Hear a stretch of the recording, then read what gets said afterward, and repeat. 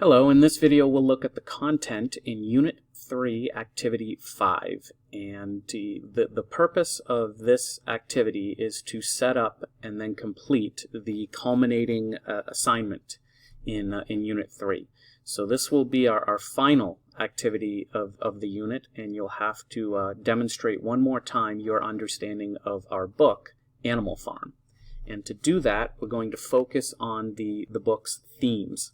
And so we have a reminder of what a theme is. We talked about themes in Unit 2, how they're central ideas or lessons or messages that the author wants the reader to think about while reading the book.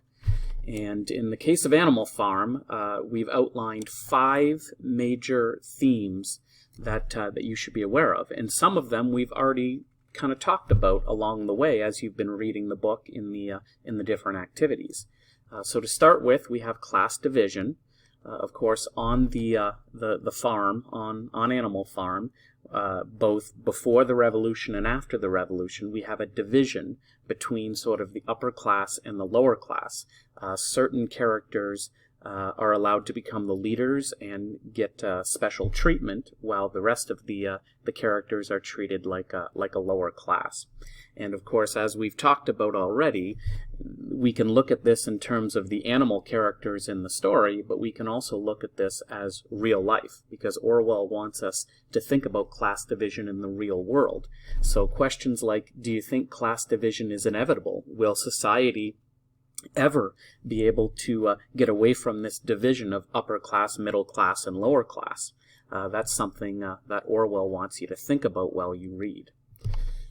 Second theme is equality, and we've already talked about equality in activity in a previous activity, and you actually already wrote a portfolio assignment on it in Activity 4.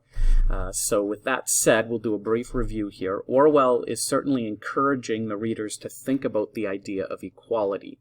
The animals dream about a completely equal society where everyone does the same amount of work and gets the same amount of food.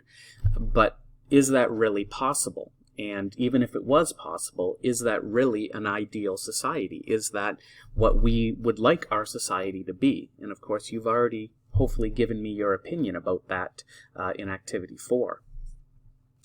A third theme that comes up in the novel is power and corruption.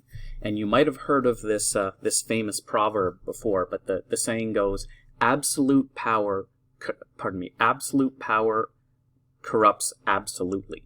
And I've got to fix my little quote here. It's not written correctly. But absolute power corrupts absolutely. And so the idea is if you give people power, they tend to be corrupted by that power, and they take advantage of that power and begin to act selfishly. And we can see that, of course, in the novel with Napoleon, for instance.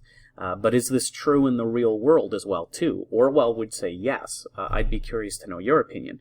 Do you think that it's inevitable that politicians and business leaders and authority figures in society, once they gain power and once they gain money, is it inevitable that they will become corrupt and kind of look out for themselves and kind of take advantage of others? So power and corruption is a key theme. We also have the power of language, and this is something that we previously talked about in Activity 2 when we talked about propaganda and literary devices. And so the pigs in the book use language extremely well, both written and spoken language, to manipulate and to motivate the other animals to do what they want. And again, is this something that we can see in our real world as well, too? Can you think of specific examples of how language can motivate and manipulate people in real life? I would argue that a perfect example of this, and an example that is a part of all of our lives, is advertising, and the way advertisements use language to convince us and to manipulate us. So that would be a real-world example. And then fifth and finally, we've got passivity and ignorance of the populace. And this is maybe a little bit of a controversial theme in Animal Farm. Napoleon, I think we can all say by the time we get to the ending of the book, is an evil dictator, and he mistreats the other animals. But I think it's fair to say that Orwell does not entirely blame Napoleon for the failure of animalism and the failure of their perfect equal society. I think it's fair to say that he blames the other animals as well, too. I think he believes, and again, I think what Orwell is trying to show here, is that the other animals could have stood up to Napoleon, but they chose not to. And I think he's saying that we, as a society in real life, have to look in the mirror and say, are we really doing what we can to make society better? I think that he's arguing through the characters like Boxer and Molly and Benjamin and Clover.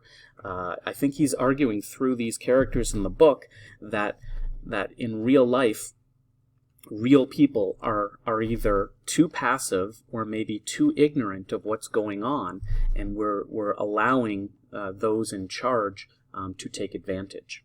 And so ultimately, do you think Orwell is right? Was it the animals' own fault that the pigs took control of the farm? And is it our own fault that people in power take advantage of us? I think Orwell's kind of pointing a finger at us and saying, what can we do better to make society better? And he's kind of challenging us. So that's 5 themes. Those are not the only themes in the book, but those are 5 that I think really stand out. Make sure that you have finished the book. You hopefully finished the book at the ending of the last activity, and review these themes before you move on to the culminating activity. When you click assignment here, it'll take you to our final and our most important assignment of Unit 3.